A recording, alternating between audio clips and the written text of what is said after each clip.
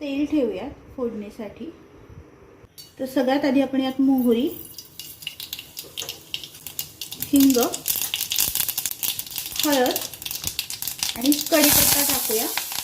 थोडीशी कोथिंबीर पण आपण फोडणीतच घातलेली आहे. फोडणी मिक्स करूया छान.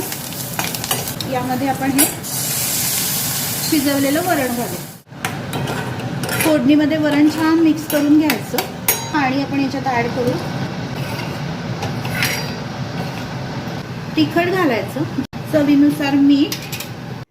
आपण जी चिंच भिजत घातली होती त्याचा कोळ आपल्याला काढून घ्यायचा आहे आणि हा कोळ आपल्याला आमटीमध्ये घालून घ्यायचा. आमटी छान उकळतीये. चवीनुसार गूळ घालायचा आहे. यामध्ये आपण आता कोथिंबीर घालू. ही आपली चिंच गुळाची आमटी तयार आहे.